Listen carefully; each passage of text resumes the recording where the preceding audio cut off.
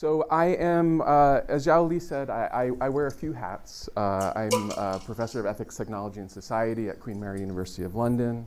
I'm also the director of ethics and responsible innovation research at the Alan Turing Institute. What that means is I have a somewhat of a unique access to both the world of basic research and to sort of the socio-technical dimensions of AI and data-driven innovation and research. But I also have a foot in the kind of nuts and bolts of the international AI policy and governance environment. And so really what this work I'll talk about is, it's really kind of notes from the field, in addition to reflecting a lot of basic research. I should also say that generally speaking, we're going to go to work today. There will be a lot of critical work that we do in really trying to think through perhaps some of the information that we don't confront in a critical way enough. And I hope that you see, as we're going through all of these dimensions of what I call the international AI policy and governance crisis, that you appreciate that looking at these issues through a socio-technical and critical lens is a starting point to transforming those issues. So at times it might seem overly negative, but that's the work we need to do at this moment. So I'm going to start with a little sort of scene setting. I'm going to play you the very first moments of a documentary that was produced in, I think, 1972. That was a film rendition of a book called Future Shock by Alvin Toffler. And what I want you to pay attention to when you watch the video, and this is apropos of all of the conversations that we're having earlier today, what I want you to do is to think about first, where does technology show up in the video? And second, how is the social problem conveyed in the video? How do the filmmakers want us to see the relationship of the social issues to the technology? Okay, here we go.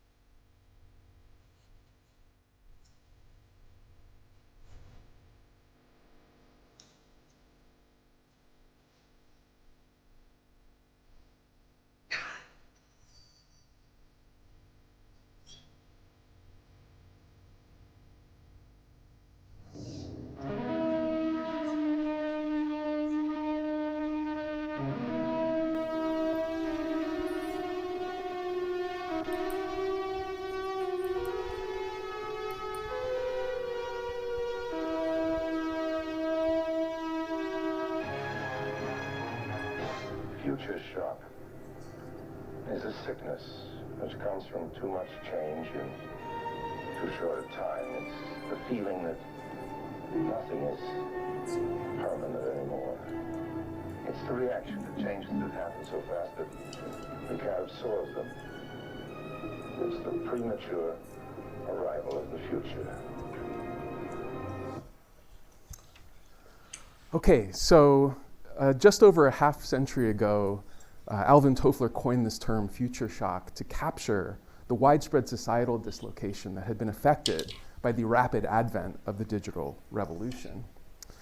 On his account, the continuous and accelerating changes brought about by this technological transformation were causing a bewildering overhaul of familiar forms of life, what he called a shattering stress in the lived experience of individuals that were, as Orson Welles said, subjected to too much change in too short a time. Toffler's concerns were rooted in how a society that was ill-prepared for such a sudden set of changes couldn't cope with the accelerating pace of the innovation-induced demolition of existing human norms and institutions, human practices. This raised real prospects of what Toffler called a massive adaptational breakdown. Future shock, he wrote, describes, quote, the dizzying disorientation brought on by the premature arrival of the future. Though when Orson Welles says it, it sounds better than when I say it. So since the launch of ChatGPT in November of 2022, we've been sort of sent in almost instant shockwaves across the digital world. The unprecedented industrial revolution of AI had begun. By January 2023, ChatGPT had amassed 100 million active users, making it the fastest growing consumer application in history. Within weeks, hundreds of commercial GenAI applications stormed onto the scene, seemingly penetrating all areas of everyday life, while large tech companies like Microsoft and Google simultaneously integrated these technologies into the flagship digital services that daily impacted their billions of users worldwide. Owing in large part to their general purpose character, or multi-purpose character, even better, these GenAI technologies quickly propagated across every sector, putting immediate and far-reaching pressures on social, cultural, political, legal, and economic norms and institutions. Indeed, this explosive rise of generative AI has raised urgent questions about the extent to which society has become afflicted with what Alvin Toffler had called future shock. Well, evidence of mass adaptational pressures now abound, from unprecedented strains on standards of academic integrity and learning in higher education, and widespread distress about the harmful effects of machine-generated misinformation and propaganda and disinformation on the integrity of information ecosystems and on democratic processes, to the almost instantaneous system-level impacts on labor dynamics across content creation-focused sectors like marketing, advertising, publishing, graphic design in the gaming industries, journalism, media, software development services, the music business and photography, not even to mention film production. So we are facing now a moment of potential mass adaptational breakdown. Likewise, the flooding of the social and digital space with empathy simulating chatbots powered by commercial-grade large language models has put immediate pressure on everyday norms of interpersonal interaction and basic rights to psychological and emotional integrity. Such conversation agents can deceptively lead people to believe they're interacting with sentient and caring companions, exposing users to potential political and consumer manipulation, fraud, misplaced emotional attachment and over-reliance, loss of agency and dignity violations. I put up some of this is a massively expanding industry now in AI companionship, which has really been sort of sent out into the world with very little impact assessment, very little understanding of what the impacts on social norms would be. Much like the haunting approach of the blonde-headed robots in the opening scene of the Future Shock documentary, right? So think back to that picture, right? The picture started with a kind of a familiar scene of nature. There was a kind of, silhouettes kind of moving across the screen. And what the filmmaker did is he took that kind of familiarity, it was a fuzzy, soft focus on these human silhouettes. And then he abruptly shifted it to a shallow focus that revealed the soulless but wide-eyed glare of the two steely-faced machines. So this mixture, we might call it, of familiarity and otherness, right, has come to the fore, one might say, with these large language model-powered conversation agents. They've come onto the scene, as it were, as a kind of difficult admixture and disconcerting admixture of familiarity and otherness. On the one hand, they've predominantly been trained through reinforcement learning from human feedback to exploit human predispositions for interpersonal connection by mimicking the commonplace intimacies of kinship-building behavior, fellow feeling, and interactive rapport. They've been designed, basically, with all of the reassuring bells and whistles of anthropomorphic familiarity. On the other hand, behind the facade of the friendly chatbot interface, they are entirely alien amalgams of unrevealed digital, physical, and human infrastructure. They are, as it were, computational Frankensteins composed of opaque and inaccessible black box algorithmic architectures, wired with intricate networks of software patches, guardrails, and automated content filters, trained on unfathomable web-scraped data sets that harbor a vast array of secreted toxic and discriminatory content, developed and run in environmentally costly data centers and on carbon-hungry cloud computing servers, dependent on hidden armies of ghost workers, often from migrant communities or the global south, who annotate harmful content, and steered by large market-moving tech corporations, which operate in the shadows of the global techno-industrial supply chain with very little transparency and even less accountability. And it's this, precisely this need to respond to these harsher realities of future shock that really has motivated us initially, I think, to put together this, the fifth special issue of the Harvard Data Science Review, Future Shock Grappling with the Generative AI Revolution. We organized the issue into two parts. First, to gather original research, we put together a more conventional general section in which we could assemble articles that were representative of the far-reaching kind of academic research community and their attempts to understand various aspects of GenAI prompted future shock. And I think our academic community is really starting to catch up now insofar as we were always behind because this has been an industrial, as it were, industrial revolution rather than a academic or intellectual revolution.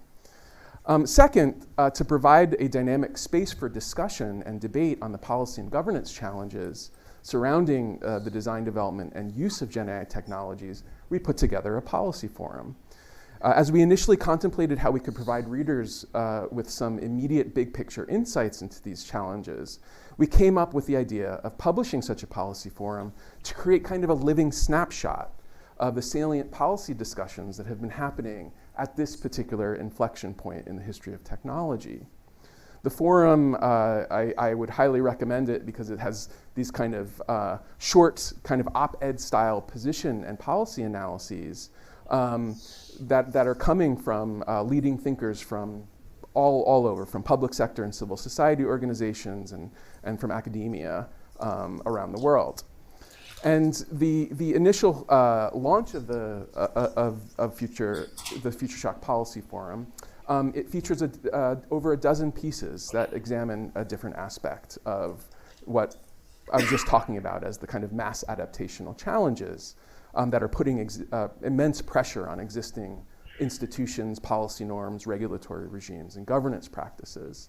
Now, these pieces, and this is what Lesle was referring to in terms of the big, long introduction, the pieces are preceded by an editorial by me and my colleague from the Alan Turing Institute, Antonella Perini, which provides kind of an aerial view of the international GenAI policy and governance ecosystem and a reflection on how the rapid industrialization of GenAI has triggered future shock for the global AI policy and governance community.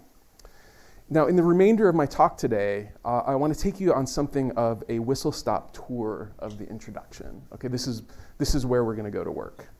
So, by way of an intro to this introduction, in the intro itself, we have we sort of did a visualization map that kind of takes the reader through the kind of entire landscape. And so what we're going to do in the remainder of the talk is really go through, we move clockwise around. I'll first tell you about the AI policy and governance ecosystem in the pre-GenAI era. And then we go through and we talk about the primary drivers of future shock that emerged amidst GenAI industrialization. And then finally, we go through how there are certain converging drivers of future shock that led to this international AI policy and governance crisis. And so we'll go through each one of those sections. So we begin the introduction by posing the question, did the rapid industrialization of generative AI really trigger future shock for the global AI policy and governance community? First, we examine how and why this actually should not have been the case. As the GenAI revolution quickly gathered steam in early 2023, strengthening AI-adjacent legal and regulatory regimes in areas such as cybersecurity, digital trade, consumer protection, intellectual property, antitrust, online safety, and data protection should have formed a robust conceptual basis on which AI policy and governance communities could draw in confronting the expanding risks that were triggered by the industrial scaling of the technologies. This can be seen, for instance, across a range of regional treaties and legislative interventions that had confronted the multiplying tasks of expanding digitization and datafication in the information age. And I have up here some of the remarkable pieces of AI-relevant legislation that have been sitting there. We've got, for instance, the African Union's Convention on Cybersecurity and Data Protection.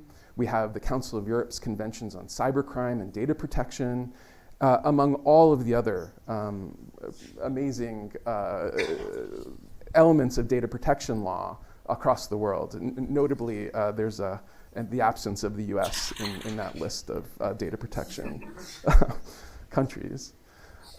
Likewise, for several years leading up to the GenAI's eruptive rise, we should note that stakeholders from across industry, academia, government, and civil society, and from around the globe, had made concerted efforts to develop standards, policies, and governance mechanisms to ensure the ethical, responsible, and equitable production and use of AI systems, right? So, in other words, we weren't caught unawares in 2023. There had been several years of work.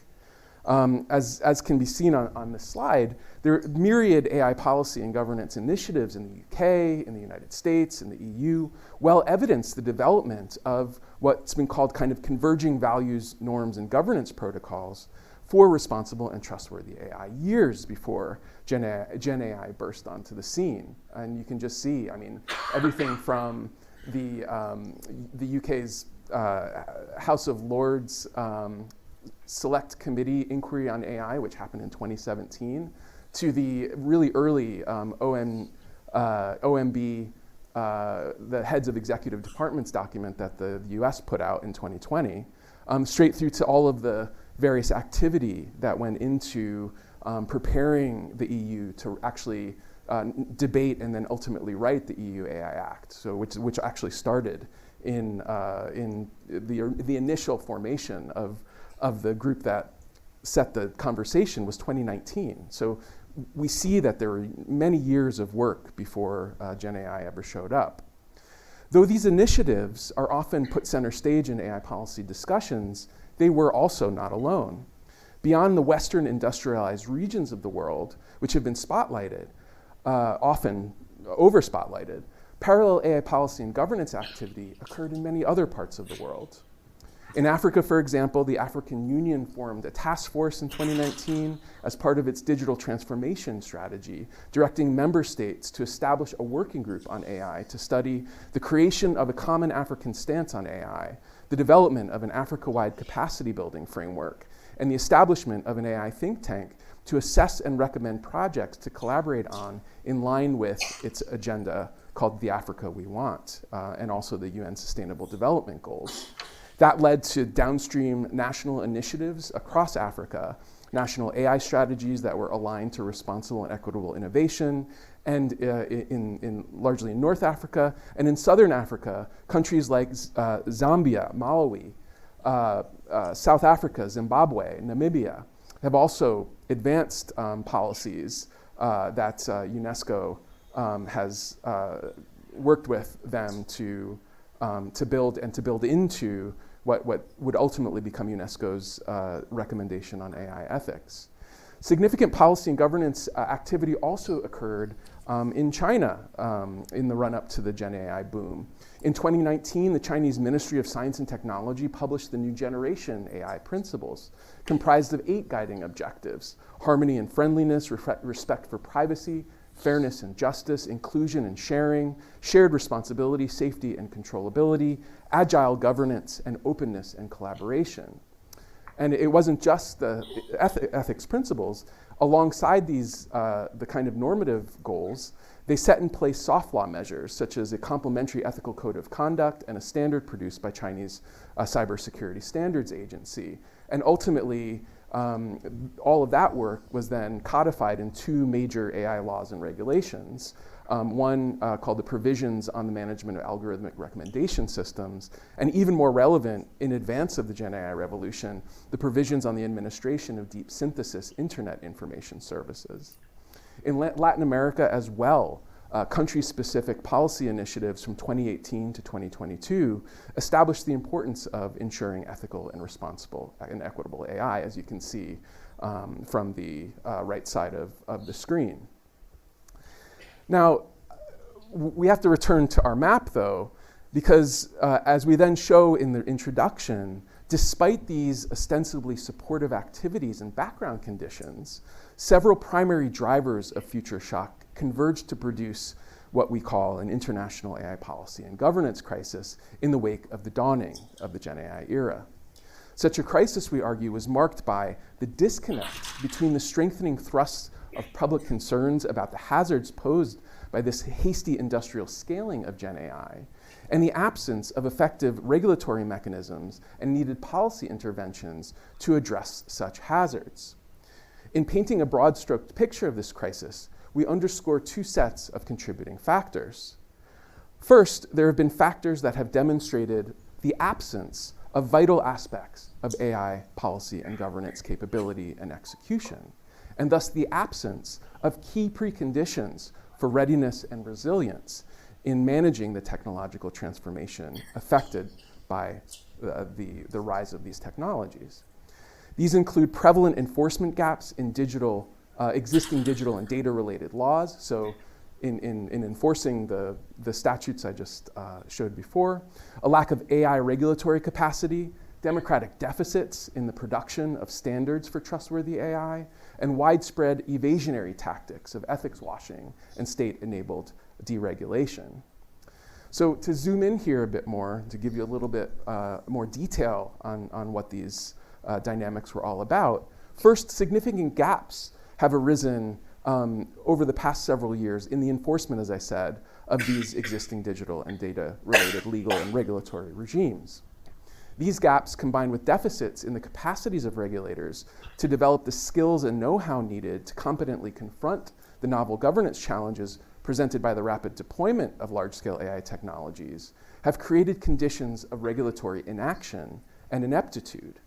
Disparities between legal protections related to digital and data rights and the prevalent patterns of unimpeded bad behavior that transgress such protections can be observed, for instance, in both data protection and cybersecurity laws. And here it's important to think about how there's actually a great deal of knowledge asymmetry between those tech companies who possess the technology and those regulators who have to understand the technology enough to put governance constraints on them. In addition to this, the AI ethics and governance landscape has faced significant challenges in translating high-level principles into actionable standards and regulations. A major factor has been the dominant position, again, of industry actors that occupy a kind of dominant position or prevailing position in the standards development ecosystem. Due to their preponderant market power and capacity to marshal disproportionate resources, private sector tech firms exert outsized influence in shaping in AI standards and governance policy. This has tended to erode public trust in AI standardization, fueling suspicions that corporate players are fashioning self-serving soft law regimes tailored to their commercial interests rather than the public good. Beyond credibility and legitimacy concerns, critics contend that such industry-driven approaches enable ethics washing, this idea that there's a strategic deployment of voluntary ethics frameworks to provide a kind of moral cover for the potentially harmful or reckless activities, while obstructing statutory regulation. Also, the semantic kind of plasticity of abstract ethical principles is seen from a critical perspective to afford corporate actors opportunities to kind of cynically manipulate their meaning, narrowing the scope of key concepts like fairness to purely technical interpretations that oftentimes elide the substantive social justice considerations. However, the impetus towards evasionary self-regulation is not necessarily, we have to understand, an antithetical to state interests. So states have actually, not been pushing back too hard against a lot of this tendency towards self-regulation. Government bodies, prioritization of economic competitiveness has often incentivized light touch regulatory approaches out of fears of stifling innovation. Tech firms have actively cultivated as well reputations for ethical leadership to gain access and influence with policymakers beholden to such competitiveness agendas. Their technical expertise has also enabled them to delimit the parameters of AI governance debates. So these tech companies are often also setting the terms of how we talk about the governance possibility. This dynamic has catalyzed accusations of regulatory capture, with under-resourced public bodies overly deferential to corporate positions, ultimately often impoverishing citizens' protections. So I just talked about these factors that demonstrate sort of absence of various aspects of AI policy and governance capability and execution. These are absences. In addition to these, there are other sorts of factors that we need to pay attention to. And we can think of these as factors that have significantly contributed to the presence of a new scale and order of systemic, societal, and biospheric risks and harms. Chief among these were the closely connected dynamics of unprecedented scaling and centralization that emerged as both drivers and byproducts of the GenAI revolution. We focus in the introduction, in particular, on model scaling and industrial scaling. In terms of model scaling, the scaling of data, model size, and compute have been linked to the emergence of serious model intrinsic risks that come from the unfathomability of training data, from model opacity and complexity, from emergent model capabilities, and exponentially expanding compute costs. I'll go through each of those in turn. With regard to unfathomable data, the inclusion of massive and uncurated web-scraped data sets in pre-training corpora has led to the widespread risks of data poisoning, data memorization, and data leakage, threats of the violation of data protection rights, and the infringements on intellectual property and copyright protections, and hazards of serious psychological, allocational, and identity-based harms that derive from both the discriminatory and toxic content embedded in the data, and from demographically skewed data sets that lead to disparate model performance, right? So the absolute massive amount of poorly curated, toxic, and discriminatory data is something that there's no technological or technical fix to at the moment. With regard to model opacity and complexity, the seemingly impenetrable architectural complexity of these ultra high-dimensional systems, coupled with their complex character, which is to say their emergent linguistic and cognitive behaviors, has rendered conventional AI explainability techniques largely unsuitable and ineffectual. This has yielded an urgent interpretability predicament in which the industrial development of applications of black box GenAI systems have quickly pressed ahead without actionable or viable solutions to their immediate interpretability deficits. We can think here, you'll see if you go through and read the introduction, we go through some of the various current techniques for GenAI interpretability, and almost to a paper, there is really no practicable tools to effectively address the intransparency issues. Now, with regard to the compute costs, this will be, I think, most familiar to us. A new magnitude of environmental impacts derive from the steep energy demands of training, testing, and running these large-scale AI systems. They arise also from the demands on water resources to cool massive cloud computing servers and data centers, and from the demands for natural resources to build GenAI enabling hardware and physical infrastructure. So model scaling, right, at all of those levels is in fact creating these very complex issues. Now, in terms of industrial scaling, which is the second level there that's highlighted, The rapid commercialization of foundation models and GenAI systems meant that we have an onset of a new scale of systemic risks that span the social, cultural, political, and economic and natural ecosystems in which these systems were embedded. The brute force commercialization of GenAI ushered in a new age of widespread exposure in which increasing numbers of impacted peoples and communities at large were made susceptible to risks and harms issuing from the model scaling, and to new possibilities for the misuse, abuse, and cascading system-level effects of the systems. This scale has just not been seen with digital technologies before. In the introduction, we provide a landscape view of the range of system-level risks and harms that arise from this dynamic of industrial scaling. These risks span from economy-level impacts. Here, think of labor displacement, rising inequality, scaled fraud-based harms. They arise from information ecosystem level impacts. Think here of downstream data pollution, model collapse, and large-scale mis- and disinformation. Population-level impacts on individual safety, security, and well-being. Think here of the possibility for scaled cyber attacks and malware production.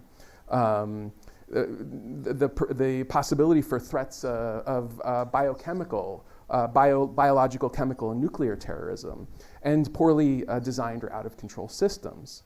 There are also society-level impacts on individual agency, interpersonal relations, and political life. Think here of mass de-skilling, cognitive atrophy, anthropomorphic deception, overdependence, social polarization, wealth polarization, and the deterioration of social cohesion and public trust in democratic processes. There are geopolitical level impacts, dual use, that all of these technologies provide opportunity for both beneficial and harmful use, weaponization and the militarization of AI, and then of course the biospheric level impacts that I talked about before.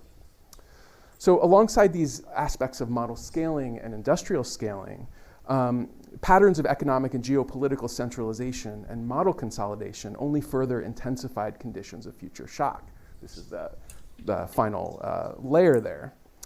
The steering and momentum of these scaling dynamics that I've been talking about have laid largely in the hands of a few big tech companies, which essentially controlled the data, compute, and skills and knowledge infrastructures required to develop foundation models and GenAI systems. This meant that a small number of corporate actors in AI labs had a disproportionate influence on the direction and pace of the GenAI revolution, pursuing market-oriented values that led to hasty acceleration. Just think about the whole OpenAI saga from last fall. This meant that if left unchecked, such a concentration of techno-scientific and market power could only lead to further power centralization and economic consolidation. Moreover, such an impetus to industry power consolidation meant the amplification of corresponding dynamics of geopolitical power centralization among the big tech hosting nation states of the global north that were motivated by international and regional competition and security considerations to accommodate the interests and will of predominant homegrown private sector AI tech players. Such geopolitical dynamics promise to exacerbate and only further entrench longer-term patterns of global inequality and inequity. Now, on top of these political, economic, and geopolitical dynamics of power, the large-scale era of GenAI or AI technologies has also spurred precarious dynamics of what we might call model consolidation. This has manifested both in the context of operational consolidation and in the context of what we might think of as epistemic centralization. And each of those have associated risks and harms. Operational consolidation involved the merging of multiple functions in individual foundation models and GenAI systems that could then be adapted to a wide variety of downstream applications, right? These are base models. The onset of this type of consolidation meant that single points of failure in base model functioning could lead to outsized and system-level adverse impacts. With so few industrial-grade frontier AI models in commercial use, failure modes in any one of the systems, for instance, data poisoning attacks or data leakage, could have adverse impacts on population-level scales. Epistemic centralization involved the consolidation of computational knowledge production in foundation models whose training data were disproportionately composed of the dominant languages and cultural representations of a privileged global minority. This biasing dynamic risked reinforcing legacies of cultural hegemony and exposing historically marginalized groups to epistemic injustice. Whereas large language models and foundation models have often been framed by their producers as generating outputs that reflect ever more general intelligence and that thus possess universal epistemic purport or claims to universal epistemic validity, these outputs more accurately reflect the prevailing cultural values, perspectives, and beliefs of the dominant, digitally recorded societies whose activities have in fact been captured by the particular data sets on which such systems have been trained. This dynamic of imbalanced data representation in pre-training corpora has led to the exclusion of the diverse knowledges, beliefs, and perspectives of those sociocultural communities and groups that have historically been on the margins of digitalization and datafication. This kind of epistemic injustice implicates claims to AI general intelligence as claims to sociocultural hegemony that derive from foundation model-enabled impetus, as I'm describing it, to epistemic centralization. So finally, the introduction, and we're getting towards the end now, the introduction concludes with an exploration of how these converging drivers of future shock have led to an international AI policy and governance crisis, and an examination of the extent to which this kind of first wave of policy and governance initiatives that cropped up in the mid-2023 effectively responded to the crisis. So first, we should note that those large tech firms which propelled the breakneck industrialization of GenAI energetically capitalized on readiness and capability gaps in the international AI policy and governance ecosystem. This included taking advantage of regulatory inaction and inability in the enforcement of existing laws, exploiting knowledge, information, and resource asymmetries between frontier AI companies and policymakers, as well as regulators, to dictate the pace and scope of potential statutory and governance interventions, and making the most out of affinities between their own market-oriented pursuits in advanced AI and the strategic geopolitical interests and goals of state actors. And this has ended up so far securing deregulatory policy outcomes that have indeed and in fact, regardless of what the conversation has led to, promoted self-regulation, corporate self-regulation and frictionless innovation. So it becomes clear here that the international policy and governance crisis materialized in no small measure by virtue of how this manufactured absence of practicable and binding governance mechanisms to put checks on the development and use of generative AI coalesced with widespread dissent among researchers and members of the public who voiced increasingly loud concerns about the system-level risks and harms that were arising from the kind of move fast and break things momentum of industrial scaling, right? So this is the very character of the crisis, where we recognize there are these changes going on in society, and yet we don't have the actionable institutions and norms to change those, to address those concerns. So we finally close by shifting to the first wave of policy and governance interventions that I mentioned before, by asking whether these effectively grappled with the crisis and ultimately with the dynamics of future shock. We explore diverging responses to the question and we have the two kind of bubbles there. On the one hand, more positive commentators have seen initiatives like the UK AI Safety Summit at Bletchley Park and the G7 Hiroshima AI process as generating significant momentum for international collaboration. On this view, such initiatives took steps in the right direction by establishing the sort of international regimes and institutions that are necessary counters to the cross-border character of the risks, harms, and supply chains and infrastructure issues that were being raised by the technologies. However, other more critical observers have emphasized that much of this AI policy and governance activity has been ineffective and diversionary, that it has subserved the deregulatory interests of big tech firms, that has failed to deliver binding governance mechanisms, drawing attention away from the real-world harms inflicted by large-scale AI, and further entrenching legacies of global north political, economic, and sociocultural dominance to the exclusion of the voices, interests, and concerns of the majority world. Seen through that critical lens, first-wave international AI policy and governance initiatives not only struggle to sufficiently address the crisis, but their outcomes have, to a considerable degree, only exacerbated it. So I want to end the remarks today actually on a more cheery note, a positive note, in a constructive and forward-looking way by pointing towards the conclusion of one of the policy forum contributions, of which, full disclosure, I was a co-author. It's called Frontier Models, Power, and the Public Interest: Who Benefits and Who Decides? The piece points to how discussions around the first wave of international AI governance initiatives this past year laid emphasis on the claim that the rise of foundation models and generative AI was bringing humanity to a kind of socio-historical inflection point that is placing humanity at a crossroads. Turn the right and responsible way, and all walks of life, of species life from across the globe could reap the benefits of advanced AI research and innovation, putting sustainable and flourishing global futures within reach. Turn the wrong way, and people, society, and the planet could suffer from potentially irreparable harm. And I just put a quote from the Lesle Declaration, which is remarkable. So we recognize that this is therefore a unique moment to act and to affirm the need for the safe development of AI and for the transformative opportunities of AI to be used for the good for all in an inclusive manner in our countries and globally. Right? So we have the rhetoric of public interest. We have the rhetoric of the social good there. If anything, this framing of the GenAI moment as a historical pivot point raises fundamental issues about the relationship of technology, power, and the public interest. Namely, who should govern and decide the trajectories of advanced AI research and innovation that are radically affected with the public interest? Who should control the data, compute, and skills infrastructures that enable the progress of such research and innovation practices?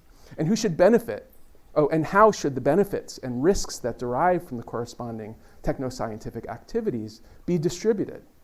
As the paper claims, such normative questions can be properly addressed only by first answering more basic, critical, and empirical questions about who in the current political economy actually governs and decides on its direction of travel, who actually defines and dictates what's in the public interest in scare quotes, who actually controls essential innovation-enabling infrastructure, and who actually benefits or are put at risk from all this.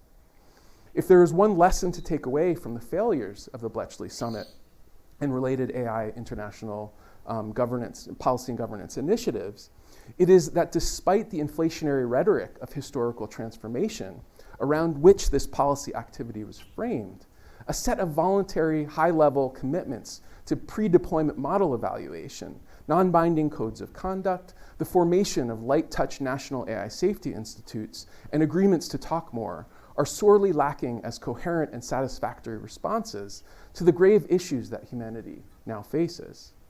They come nowhere close to setting in motion the fundamental changes that need to be made in the political economy of AI to adequately address the serious risks and urgent public good problems that have in no small measure been spurred by the very same irresponsible actors who now stake a claim to saving humanity from them. Instead, in that paper we claim, a confrontation of the current pathologies of systemic power asymmetry, structural inequity, economistic short-sightedness, and democratic deficits that shape the current global AI innovation ecosystem demands a fundamental rethinking of the broader political economy of AI that casts this technology as a global public utility subject to democratic control, community-led agenda setting, and robust society-centered regulation. And this is really how the panel before lunch concluded. Critical and constructive grassroots democratic practice must play a vital role here. This spells the need for institutional creativity and ingenuity to leverage existing and emerging forms of community-led participation and deliberation to ever more inclusively convene impacted publics in the ends of identifying and articulating the shared goals that can orient AI innovation projects, initiatives, and policy in the direction of the public interest and the common good. Such novel forms of democratic empowerment entail conceiving and resourcing new ways of democratically assembling local, regional, and global communities from the bottom up. And just to say that these are some pictures of assembly activity. They also entail the need to gather, convene, and connect impacted publics cross-nationally and transversely, i.e., in a way that decenters concentrated constellations of power.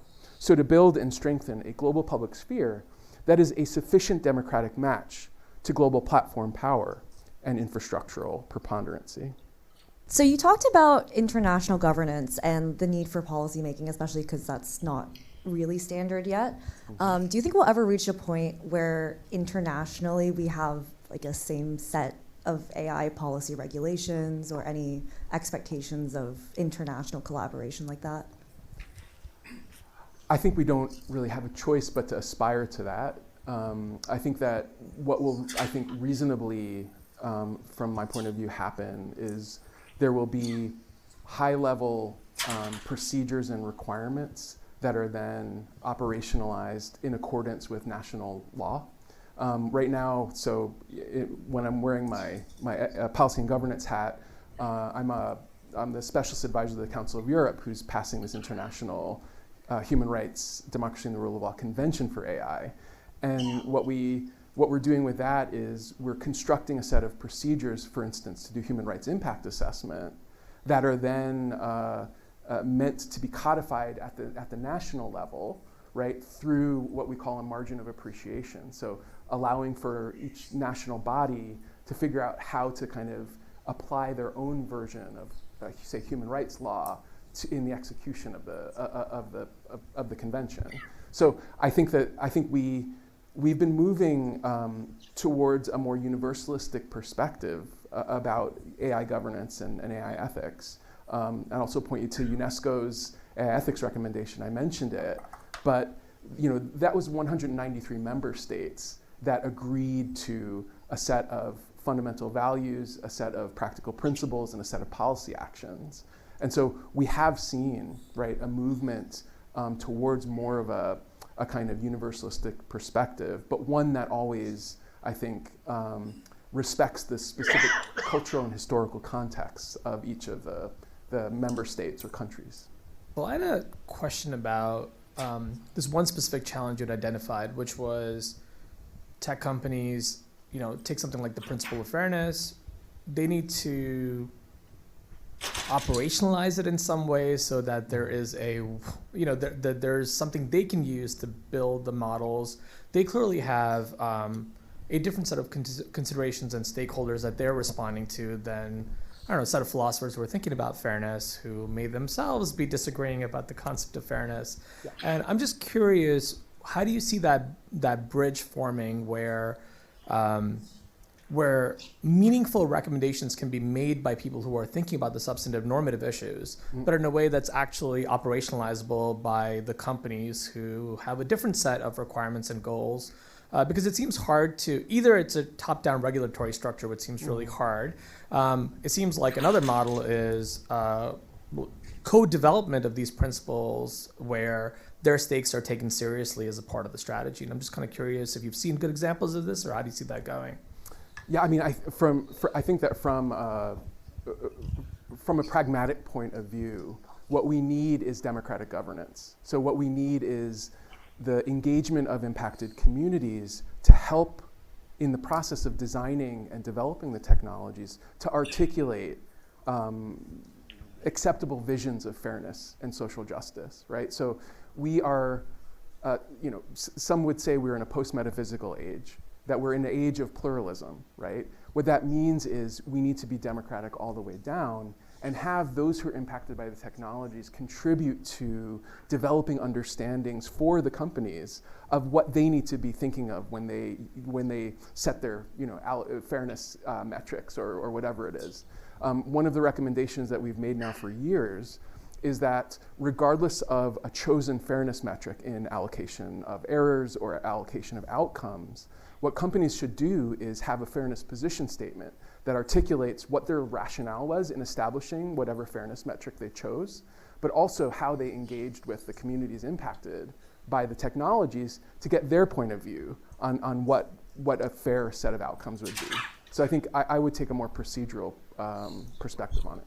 So it's almost like the challenge might be not that we're not consulting not about optimizing or working with the business as stakeholder, but actually expanding the stakeholders who are part of the consultative and development process. I think that's right. Yeah, I think that we're in an age now where there are increasing asymmetries between a profit base, right, and an impacted community, and this has been a trend, right, over the last generation, and we need to be creative about creating more agency in decision making, and actually it would end up, I think, employing people, right, to facilitate engagements and to try to build more democratic and social license into the way the technologies are produced. And I mean, my feeling on it generally is that the companies who are building these systems, they will do a focus group every now and again, or they'll do some type of virtue signaling when it comes to, we do this, we do that, we've engaged stakeholders, but we should have codified governance rules about how to do that and when and where to do that. And actually, that type of thing is already emerging in the EU if we look at how they're approaching.